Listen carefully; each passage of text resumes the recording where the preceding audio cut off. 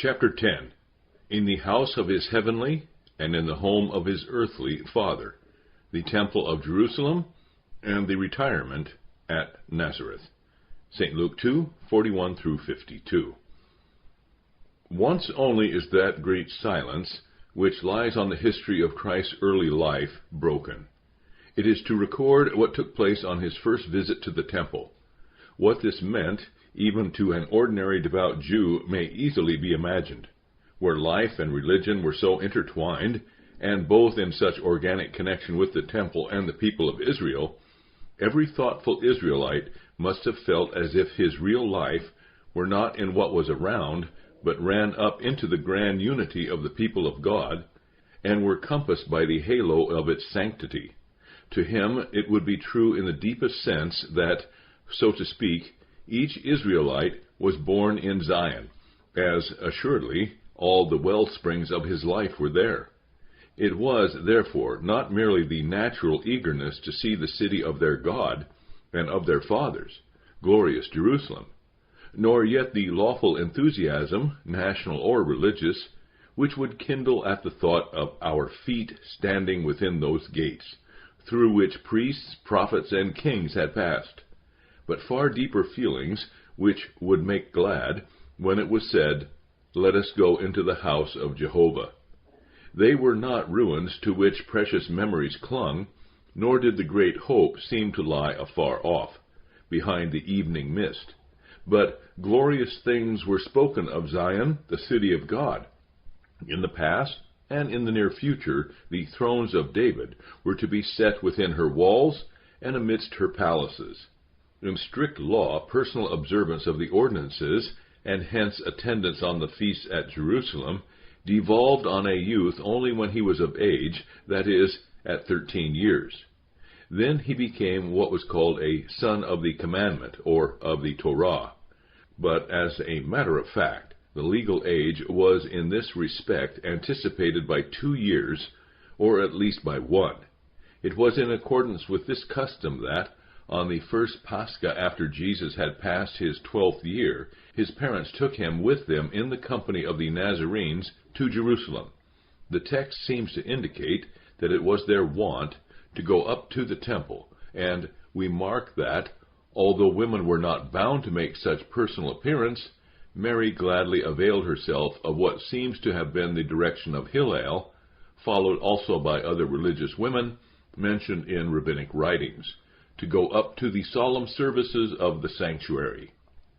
Politically, times had changed. The weak and wicked rule of Archelaus had lasted only 9 years, when, in consequence of the charges against him, he was banished to Gaul. Judea, Samaria, and Idumea were now incorporated into the Roman province of Syria under its governor or legate. The special administration of that part of Palestine was, however, entrusted to a procurator, whose ordinary residence was at Caesarea. It will be remembered that the Jews themselves had desired some such arrangement, in the vain hope that, freed from the tyranny of the Herodians, they might enjoy the semi-independence of their brethren in the Grecian cities. But they found it otherwise. Their privileges were not secure to them. Their religious feelings and prejudices were constantly, though perhaps not intentionally, outraged, and their Sanhedrin shorn of its real power, though the Romans would probably not interfere with what might be regarded as purely religious questions.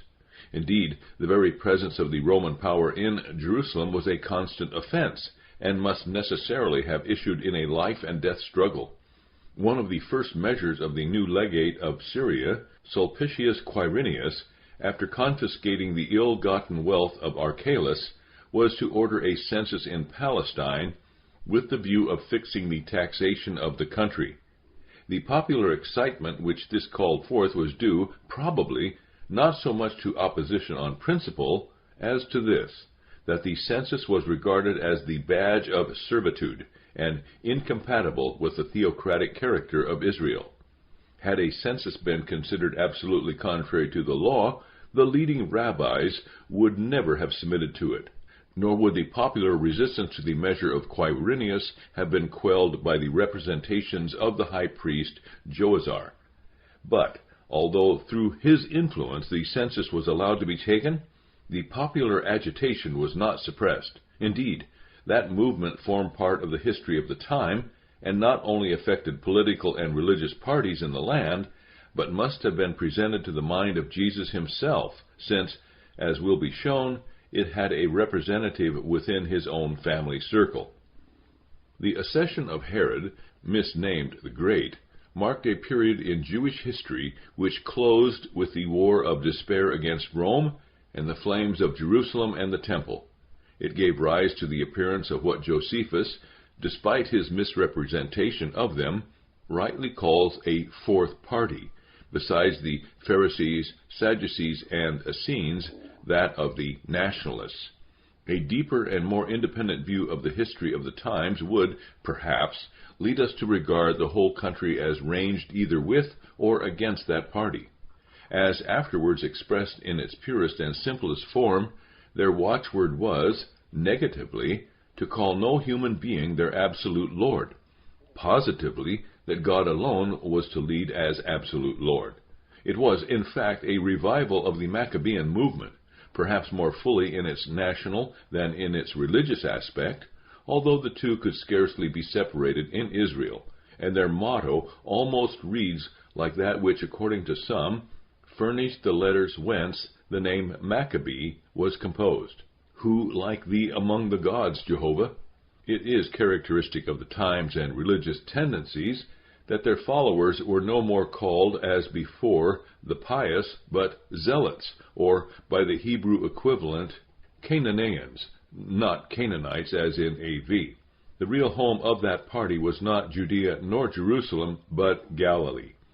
Quite other, and indeed antagonistic, tendencies prevailed in the stronghold of the Herodians, Sadducees, and Pharisees. Of the latter, only a small portion had any real sympathy with the national movement. Each party followed its own direction.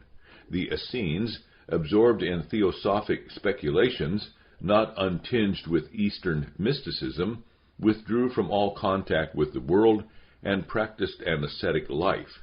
With them, whatever individuals may have felt, no such movement could have originated, nor yet with the Herodians or Boethusians, who combined strictly Pharisaic views with Herodian political partisanship, nor yet with the Sadducees, nor finally with what constituted the great bulk of the Rabbinist party, the school of Hillel. But the brave, free Highlanders of Galilee and of the region across their glorious lake seem to have inherited the spirit of Jephthah, as to have treasured as their ideal, alas, often wrongly apprehended, their own Elijah, as, descending in wild, shaggy garb from the mountains of Gilead, he did battle against all the might of Ahab and Jezebel. Their enthusiasm could not be kindled by the logical subtleties of the schools, but their hearts burned with them for their God, their land, their people, their religion, and their freedom. It was in Galilee, accordingly, that such wild, irregular resistance to Herod at the outset of his career as could be offered was organized by guerrilla bands which traversed the country and owned one Ezekias as their leader. Although Josephus calls them robbers, a far different estimate of them obtained in Jerusalem, where, as we remember, the Sanhedrin summoned Herod to answer for the execution of Ezekias. What followed is told in substantially the same manner, though with difference of form, and sometimes nomenclature, by Josephus and in the Talmud. The story has already been related in another connection.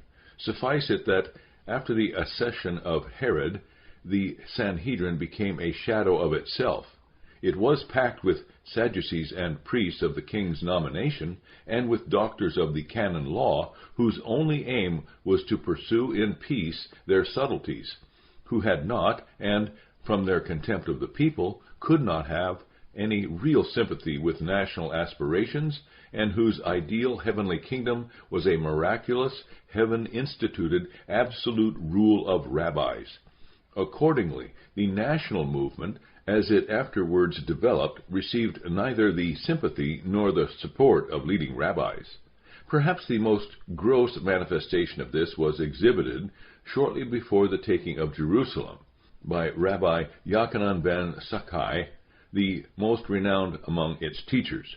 Almost unmoved, he had witnessed the portend of the opening of the temple doors by an unseen hand, which, by an interpretation of Zechariah 11:1, was popularly regarded as betokening its speedy destruction. There is cynicism, as well as want of sympathy, in the story recorded by tradition that when, in the straits of famine during the siege, Yochanan saw people eagerly feasting on soup made from straw, he scouted the idea of such a garrison resisting Vespasian and immediately resolved to leave the city. In fact, we have distinct evidence that Rabbi Yochanan had, as leader of the school of Hillel, used all his influence, although in vain, to persuade the people to submission to Rome. We can understand it, how this school had taken so little interest in anything purely national. Generally, only one side of the character of Hillel has been presented by writers, and even this in greatly exaggerated language. His much-lauded gentleness, peacefulness, and charity were rather negative than positive qualities. He was a philosophic rabbi, whose real interest lay in a far other direction than that of sympathy with the people, and whose motto seemed, indeed, to imply, "We, the sages, are the people of God, but this people, who know not the law, are cursed." A far deeper feeling, and intense, though misguided earnestness, pervaded the school of Shammai. It was in the minority, but it sympathized with the aspirations of the people. It was not philosophic nor eclectic, but intensely national. It opposed all approach to and by strangers. It dealt harshly with proselytes, even the most distinguished, such as Archelaus or Onkelos. It passed by first murdering a number of Hillelites who had come to the deliberative assembly 18 decrees, of which the object was to prevent all intercourse with Gentiles, and it furnished leaders or supporters of the national movement. We have marked the rise of the nationalistic party in Galilee at the time of Herod's first appearance on the scene, and learned how mercilessly he tried to suppress it, first by the execution of Ezekias and his adherents, and afterwards, when he became king of Judea, by the slaughter of the Sanhedrists. The consequence of this unsparing severity was to give Rabbinism a different direction. The school of Hillel, which henceforth commanded the majority, were men of no political color, theological theorists, self-seeking jurists, vain rather than ambitious. The minority, represented by the school of Shammai, were nationalists. Defective and even false as both tendencies were, there was certainly more hope, as regarded the kingdom of God, of the nationalists than of the sophists and jurists. It was, of course, the policy of Herod to suppress all national aspirations. No one understood the meaning of Jewish nationalism so well as he. No one ever opposed it so systematically. There was internal fitness, so to speak, in his attempt to kill the king of the Jews among the infants of Bethlehem. The murder of the Sanhedrists, with the consequent new anti-messianic tendency of Rabbinism, was one measure in that direction. The various appointments which Herod made to the high priesthood, another. And yet it was not easy, even in those times, to deprive the pontificate of its power and influence. The high priest was still the representative of the religious life of the people, and he acted on all occasions, when the question under discussion was not one exclusively of subtle canon law, as the president of the Sanhedrin, in which, indeed, the members of his family had evidently seat and vote. The four families, from which, with few exceptions, the high priest, however often changed, were chosen, absorbed the wealth, and commanded the influence of a state-endowed establishment in its worst times. It was, therefore, of the utmost importance to make wise choice of the high priest. With the exception of the brief tenure by Aristobulus, the last of the Maccabees, whose appointment, too soon followed by his murder, was at the time a necessity, all the Herodian high priests were non-Palestinians. A keener blow than this could not have been dealt at nationalism. The same contempt for the high priesthood characterized the brief reign of Archelaus. On his deathbed, Herod had appointed to the pontificate Joazar, a son of Bothos, the wealthy Alexandrian priest whose daughter, Mariamne too, he had married. The Bothiscian family, allied to Herod, formed a party, the Herodians, who combined strict Pharisaic views with devotion to the reigning family. Joazar took the popular part against Archelaus on his accession. For this he was deprived of his dignity in favor of another son of Boethus, Eleazar by name.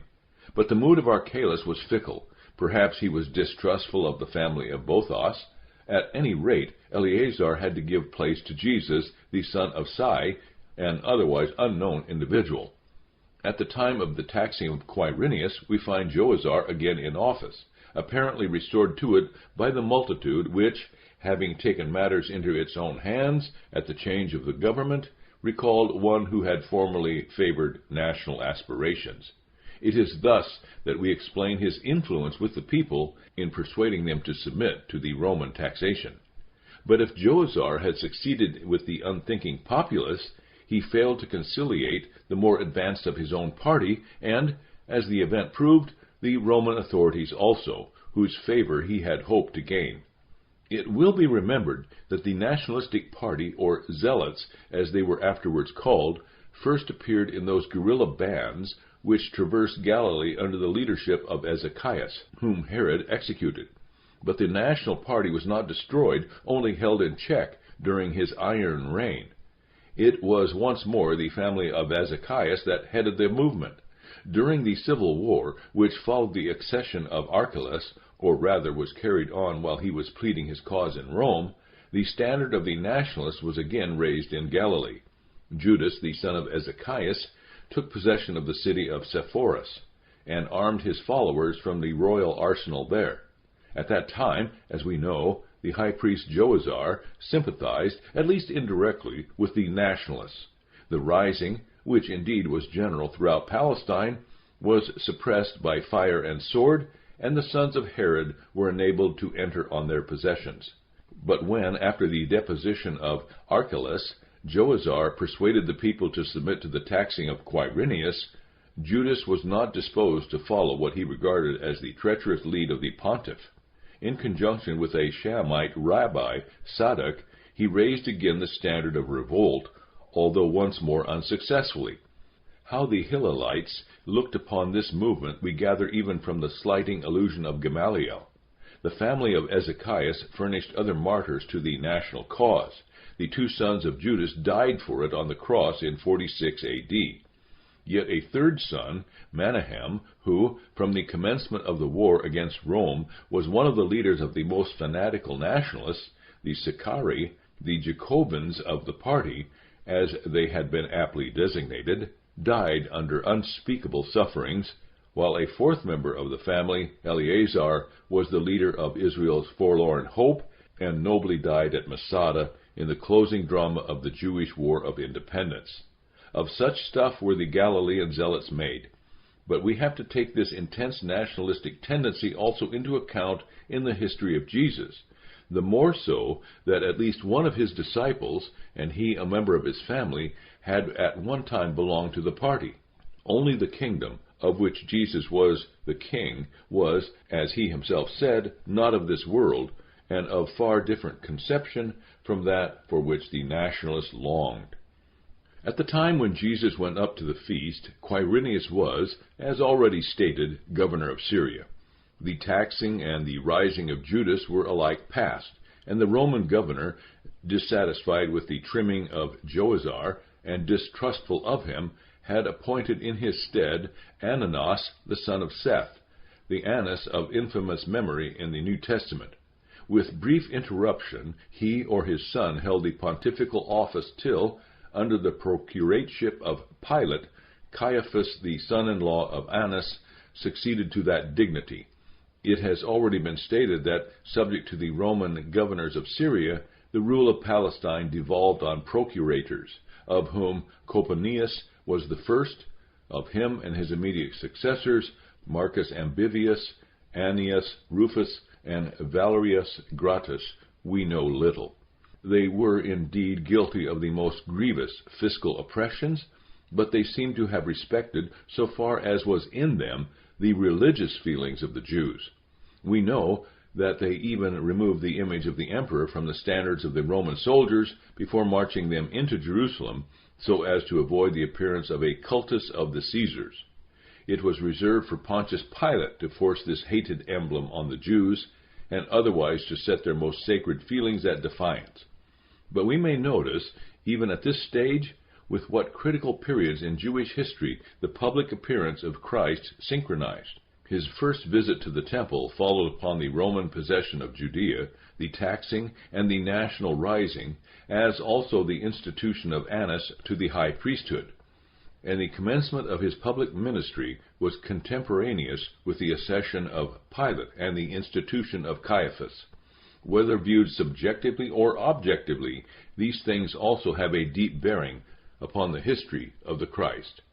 It was, as we reckon it, in spring AD 9 that Jesus, for the first time, went up to the Paschal feast in Jerusalem. Coponius would be there as the procurator, and Annas ruled in the temple as high priest when he appeared among its doctors. But far other than political thoughts must have occupied the mind of Christ. Indeed, for a time, a brief calm had fallen upon the land. There was nothing to provoke active resistance, and the party of the Zealots, although existing and striking deeper root in the hearts of the people, was, for the time, rather what Josephus called it, the philosophical party, their minds busy with an ideal which their hands were not yet preparing to make a reality. And so, when, according to ancient wont, the festive company from Nazareth, soon swelled by other festive bands, went up to Jerusalem, chanting by the way those psalms of ascent, to the accompaniment of the flute, they might implicitly yield themselves to the spiritual thoughts kindled by such words. When the pilgrims' feet stood within the gates of Jerusalem, there could have been no difficulty in finding hospitality, however crowded the city may have been on such occasions. The more so when we remember the extreme simplicity of Eastern manners and wants, and the abundance of provisions which the many sacrifices of the season would supply. But on this subject also the evangelic narrative keeps silence. Glorious as a view of Jerusalem must have seemed to a child coming to it for the first time from the retirement of a Galilean village, we must bear in mind that he who now looked upon it was not an ordinary child, nor are we, perhaps, mistaken in the idea that the sight of its grandeur would, as on another occasion, awaken in him not so much feelings of admiration, which might have been akin to those of pride, as of sadness, though he may as yet have been scarcely conscious of its deeper reason. But the one all-engrossing thought would be of the temple. This, his first visit to its halls, seems also to have called out the first outspoken, and may we not infer, the first conscious thought of that temple as the house of his Father, and with it the first conscious impulse of his mission and being. Here also it would be the higher meaning, rather than the structure and appearance of the temple, that would absorb the mind. And yet there was sufficient, even in the latter, to kindle enthusiasm. As the pilgrim ascended the mount, crested by that symmetrically proportioned building, which could hold within its gigantic girdle not fewer than 210,000 persons, his wonder might well increase at every step. The mount itself seemed like an island, abruptly rising from out of deep valleys, surrounded by a sea of walls, palaces, streets, and houses, and crowned by a mass of snowy marble and glittering gold, rising terrace upon terrace.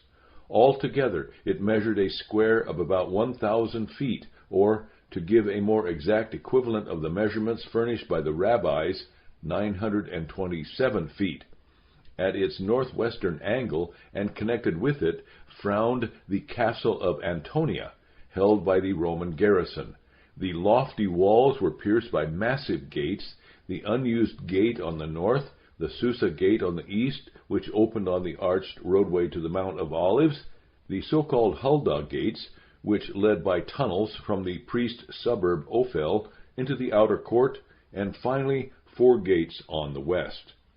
Within the gates ran all around covered double colonnades, with here are there benches for those who resorted thither for prayer or for conference. The most magnificent of those was the southern or twofold double colonnade, with a wide space between. The most venerable, the ancient Solomon's porch, or eastern colonnade. Entering from the Ixtus bridge and under the Tower of John, one would pass along the southern colonnade, over the tunnel of the Huldah gates, to its eastern extremity, over which another tower rose, probably the pinnacle of the history of the temptation. From this height yawned the Kedron Valley, 450 feet beneath.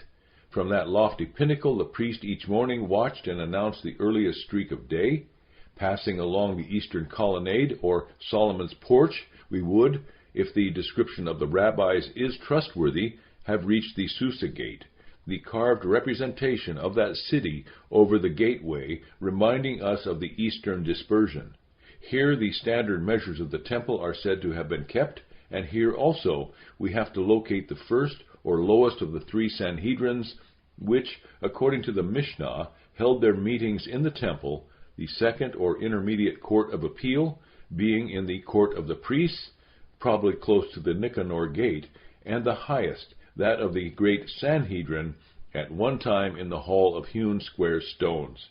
Passing out of these colonnades or porches, you entered the court of the Gentiles, or what the rabbis called the Mount of the House, which was the widest on the west side, and more narrow, respectively, on the east, the south, and the north. This was called the profane place to which Gentiles had access. Here must have been the market for the sale of sacrificial animals, the tables of the money changers, and places for the sale of other needful articles. Advancing within this court, you reached a low breastwall, which marked the space beyond which no Gentile, nor Levitically unclean person might proceed. Tablets bearing inscriptions to that effect warning them off. 13 openings admitted into the inner part of the court. Thence 14 steps led up to the terrace, which was bounded by the wall of the temple buildings in the stricter sense. A flight of steps led up to the massive, splendid gates. The two on the west side seem to have been of no importance, so far as the worshippers were concerned, and probably intended for the use of workers. North and south were 4 gates, but the most splendid gate was that to the east, termed the Beautiful. Entering by the latter, you came into the court of the women, so called because the women occupied it in 2 elevated and separated galleries, which, however, filled only part of the court. 15 steps led up to the upper court, which was bounded by a wall, and where the celebrated Nicanor gate covered with Corinthian brass. Here the Levites, who conducted the musical part of the service, were placed. In the court of the women were the treasury and the 13 trumpets, while at each corner were chambers or halls destined for various purposes. Similarly, beyond the 15 steps, there were repositories for the musical instruments. The upper court was divided into 2 parts by a boundary, the narrow part forming the court of Israel, and the wider that of the priests, in which were the great altar and the laver. The sanctuary itself was on a higher terrace than that court of the priests. 12 steps led up to its porch, which extended beyond it on either side, north and south. Here, in separate chambers, all that was necessary for the sacrificial service was kept. On 2 marble tables, near the entrance, the old shewbread, which was taken out, and the new that was brought in, were respectively placed. The porch was adorned by votive presents, conspicuous among them a massive golden vine. A 2-leaved gate opened into the sanctuary itself, which was divided into 2 parts. The holy place had the golden candlestick, south, the table of shewbread, north, and the golden altar of incense between them. A heavy double veil concealed the entrance to the most holy place, which in the second temple was empty, nothing being there but the piece of rock called the foundation stone, which, according to tradition, covered the mouth of the pit, and on which it was thought the world was founded. Nor does all this convey an adequate idea of the vastness of the temple buildings, for all around the sanctuary and each of the courts were various chambers and outbuildings, which serve different purposes connected with the services of the temple. In some part of this temple, sitting in the midst of the doctors, both hearing them and asking them questions, we must look for the Christ child on the third and the 2 following days of the feast on which he first visited the sanctuary. Only on the 2 first days of the Feast of Passover was personal attendance in the temple necessary. With the 3rd day commenced the so-called half-holy days, when it was lawful to return to one's home, a provision of which, no doubt, many availed themselves. Indeed, there was really nothing of special interest to detain the pilgrims, for the Passover had been eaten, the festive sacrifice offered, and the first ripe barely reaped and brought to the temple, and waved as the omer of the first flower before the Lord. Hence, in view of the well-known rabbinic provision, the expression in the gospel narrative concerning the parents of Jesus, when they had fulfilled the days, cannot necessarily imply that Joseph and the mother of Jesus had remained in Jerusalem during the whole Paschal week. On the other hand, the circumstances connected with the presence of Jesus could not have been found among the doctors after the close of the feast. The first question here is as to the locality in the temple where the scene had to be laid. It has, indeed, been commonly supposed that there was a synagogue in the temple, but of this there is, to say the least, no historical evidence.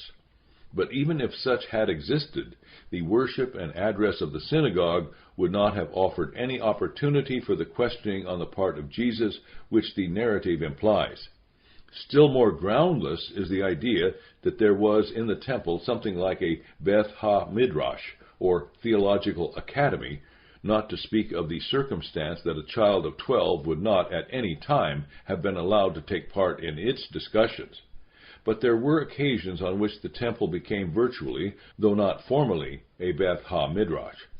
For we read in the Talmud that the members of the temple Sanhedrin, who on ordinary days sat as a court of appeal, from the close of the morning to the time of the evening sacrifice, were wont on Sabbath and feast days to come out upon the terrace of the temple and there to teach. In such popular instruction, the utmost latitude of questioning would be given. It is in this audience, which sat on the ground, surrounding and mingling with the doctors, and hence during, not after the feast, that we must seek the child Jesus. But we have yet to show that the presence and questioning of a child of that age did not necessarily imply anything so extraordinary as to convey the idea of supernaturalness to those doctors or others in the audience. Jewish tradition gives other instances of precocious and strangely advanced students. Besides, scientific theological learning would not be necessary to take part in such popular discussions. If we may judge from later arrangements, not only in Babylon, but in Palestine, there were 2 kinds of public lectures, and 2 kinds of students. The first, or more scientific class, was designated bride, and its attendants, children of the bride. These lectures were delivered in the last month of summer, before the feast of the New Year, and in the last winter month, immediately before the feast of Passover. They implied considerable preparation on the part of the lecturing rabbis, and at least some Talmudic knowledge on the part of the attendants. On the other hand, there were students of the court, who, during ordinary lectures, sat separated from the regular students by a kind of hedge, outside, as it were, in the court, some of whom seem to have been ignorant even of the Bible. The lectures addressed to such a general audience would, of course, be of a very different character. But if there was nothing so unprecedented as to render his presence and questioning marvelous, yet all who heard him were amazed at his combinative insight and discerning answers. We scarcely venture to inquire towards what his questioning had been directed. Judging by what we know of such discussion, we infer they may have been connected with the Paschal solemnities. Grave Paschal questions did arise. Indeed, the great Hillel obtained his rank as chief when he proved to the assembled doctors that the Passover might be offered even on the Sabbath. Many other questions might arise on the subject of the Passover. Or did the child Jesus, as afterwards, in connection with the Messianic teaching, lead up by his questions to the deeper meaning of the Paschal solemnities, as it was to be unfolded when himself was offered up, the Lamb of God, which taketh away the sin of the world. Other questions also almost forced themselves on the mind, most notably this: whether on the occasion of this his first visit to the temple, the Virgin Mother had told her son the history of his infancy, and of what had happened when, for the first time, he had been brought to the temple. It would almost seem so, if we might judge from the contrast between the Virgin Mother's complaint about the search of his father and of her, and his own emphatic appeal to the business of his father. But most surprising, truly wonderful, it must have seemed to Joseph, and even to the mother of Jesus, that the meek, quiet child should have been found in such company and so engaged. It must have been quite other than what, from his past, they would have expected, or they would not have taken it for granted when they left Jerusalem, that he was among their kinsfolk and acquaintance, perhaps mingling with the children, nor yet would they, in such case, after they missed him at the first night's halt, have so anxiously sought him by the way, and in Jerusalem, nor yet would they have been amazed when they found him in the assembly of the doctors. The reply of Jesus to the half-reproachful, half-relieved expultation of them who had sought him, sorrowing these 3 days, sets clearly these three things before us. He had been so entirely absorbed by the awakening thought of his being and mission, however kindled, as to be not only neglectful, but forgetful of all around. Nay, it even seemed to him impossible to understand how they could have sought him, and not known where he had lingered. Secondly, we may venture to say that he now realized that this was emphatically his Father's house. And thirdly, so far as we can judge, it was then and there that, for the first time, he felt the strong and irresistible impulse, that divine necessity of his being, to be about his Father's business. We all, when first awakening to spiritual consciousness, or perhaps when for the first time taking part in the feast of the Lord's house, may, and, learning from his example, should, make this hour the hour of decision, in which heart and life shall be wholly consecrated to the business of our Father. But there was far more than this in the bearing of Christ on this occasion. That forgetfulness of his child life was a sacrifice of self, that entire absorption in his Father's business, without a thought of self, either in the gratification of curiosity, the acquisition of knowledge, or personal ambition, a consecration of himself unto God. It was the first manifestation of his passive and active obedience to the will of God. Even at this stage, it was the fourth bursting of the inmost meaning of his life. My meat is to do the will of him that sent me, and to finish his work. And yet this awakening of the Christ consciousness on his first visit to the temple, partial and perhaps even temporary as it may have been, seems itself like the morning dawn, which from the pinnacle of the temple the priest watched ere he summoned his waiting brethren beneath to offer the early sacrifice. From what we have already learned of this history, we do not wonder that the answer of Jesus came to his parents as a fresh surprise, for we can only understand what we perceive in its totality. But here each fresh manifestation came as something separate and new, not as part of a whole, and therefore as a surprise, of which the purport and meaning could not be understood except in its organic connection and as a whole.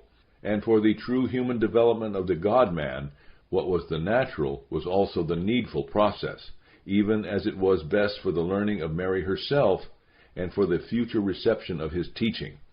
These three subsidiary reasons may once more be indicated here in the explanation of the Virgin Mother's seeming ignorance of her son's true character, the necessary gradualness of such a revelation, the necessary development of his own consciousness, and the fact that Jesus could not have been subject to his parents, nor had true and proper human training, if they had clearly known that he was the essential Son of God.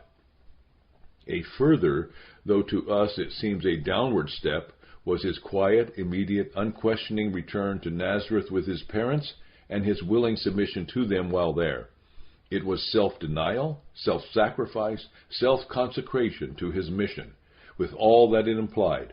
It was not self-exonition, but self-submission, all the more glorious in proportion to the greatness of that self. This constant contrast before her eyes only deepened in the heart of Mary the ever-present impression of all those matters of which she was the most cognizant. She was learning to spell out the word Messiah, as each of those matters taught her one fresh letter in it, and she looked at them all in the light of the Nazareth sun. With his return to Nazareth began Jesus' life of youth and early manhood, with all of the inward and outward development of heavenly and earthly approbation which it carried. Whether or not he went to Jerusalem on recurring feasts we know not, and need not inquire. For only once during that period, on his first visit to the temple, and in the awakening of his youth life, could there have been such outward forth-bursting of his real being and mission. Other influences were at their silent work to wield his inward and outward development, and to determine the manner of his later manifesting of himself.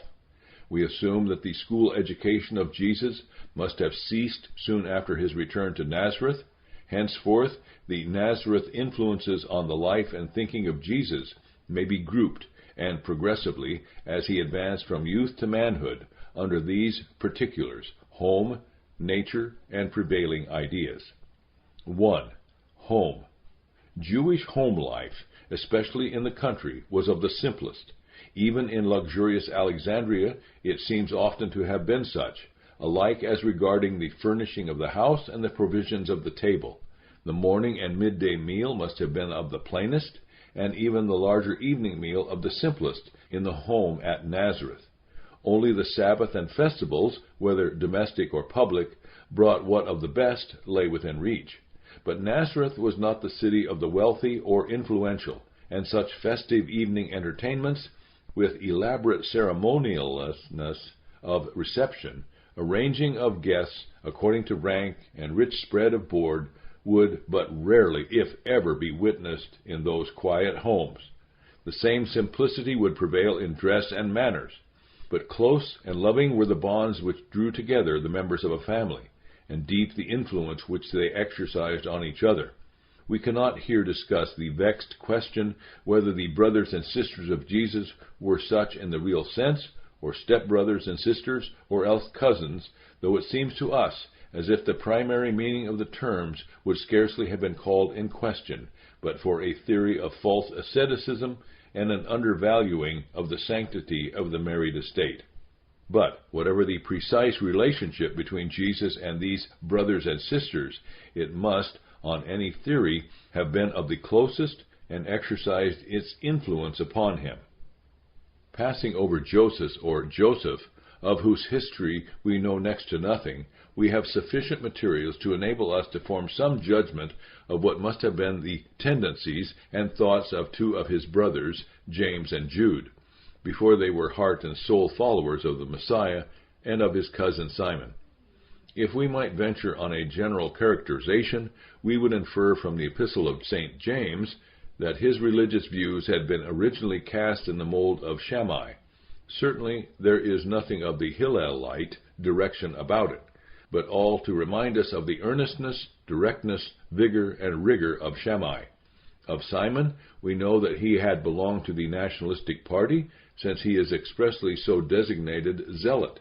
Lastly, there are the epistle of St. Jude, one undoubted and another probable reference to of those pseudepigraphic, apocryphic books, which at that time marked one deeply interesting phase of the messianic outlook of Israel. We have thus, within the narrow circle of Christ's family life, not to speak of any intercourse with the sons of Zebedee, who probably were also his cousins, the three most hopeful and pure Jewish tendencies brought into constant contact with Jesus. In Phariseeism, the teaching of Shammai, then the nationalistic ideal, and finally the hope of a glorious messianic future. To these there should probably be added at least knowledge of the lonely preparation of his kinsman John, who, though certainly not an Essene, had, from the necessity of his calling, much in his outward bearing that was akin to them. But we are anticipating. From what are necessarily only suggestions, we turn again to what is certain in connection with his family life and its influences. From St. Mark 6:3, we may infer with great probability, though not with absolute certainty, that he had adopted the trade of Joseph. Among the Jews, the contempt for manual labor, which was one of the painful characteristics of heathenism, did not exist. On the contrary, it was deemed a religious duty, frequently and most earnestly insisted upon, to learn some trade, provided it did not minister to luxury, nor tend to lead away from the personal observance of the law. There was not such separation between rich and poor as with us, and while wealth might confer social distinction, the absence of it in no way implied social inferiority. Nor could it be otherwise where wants were so few, life so simple, and its highest aim so ever present to the mind. We have already spoken of the religious influences of the family, so blessedly different from that neglect, exposure, and even murder of children among the heathen, or their education by slaves who corrupted the mind from its earliest opening. The love of parents to children, appearing even in the curse which was felt to attach to childlessness, the reverence toward parents as a duty higher than any of outward observance, and the love of brethren, which Jesus had learned in his home, form, so to speak, the natural basis of many of the teachings of Jesus. They give us also an insight into the family life of Nazareth, and yet there is nothing somber nor morose about it, and even the joyous games of children, as well as festive gatherings of families, find their record in the words and the life of Christ. This also is characteristic of his past, and so are his deep sympathy with all sorrow and suffering, and his love for the family circle, as evidenced in the home of Lazarus. That he spoke Hebrew and used and quoted the scriptures in the original has already been shown, although no doubt he understood Greek and possibly also Latin. Secondly, nature and everyday life. The most superficial perusal of the teaching of Christ must convince how deeply sympathetic he was with nature and how keenly observant of man. Here there is no contrast between the love of the country and the habits of city life. The two are found side by side. On his lonely walks, he must have had an eye for the beauty of the lilies of the field, and thought of it, how the birds of the air received their food from an unseen hand, and with what maternal affection the hen gathered her chickens under her wings. He had watched the sower or the vine-dresser as he went forth to his labor, and read the teaching of the tares which sprang up among the wheat. To him the vocation of the shepherd must have been full of meaning, as he led and fed and watched his flock, spoke to his sheep with well-known voice, brought them to the fold, or followed, and tenderly carried back those that had strayed, ever ready to defend them even at the cost of his own life. Nay, he even seems to have watched the habits of the fox in its secret lair. But he also equally knew the joys, the sorrows, the wants and sufferings of the busy multitude, the play in the market, the marriage processions, the funeral rites, the wrongs of injustice and oppression, the urgent harshness of the creditor, the bonds and prison of the debtor, the palaces and luxury of princes and courtiers, the self-indulgence of the rich, the avarice of the covetous, the exactions of the tax collector, and the oppression of the widow by unjust judges had all made an indelible impression on his mind. And yet this evil world was not one which he hated, and from which he would withdraw himself with his disciples, though ever and again he felt the need of periods of meditation and prayer. On the contrary, while he confronted all the evil in it, he would fain pervade the mass with the new leaven, not cast it away, but renew it. He recognized the good and the hopeful, even in those who seemed most lost. He quenched not the dimly burning flax, nor brake the bruised reed.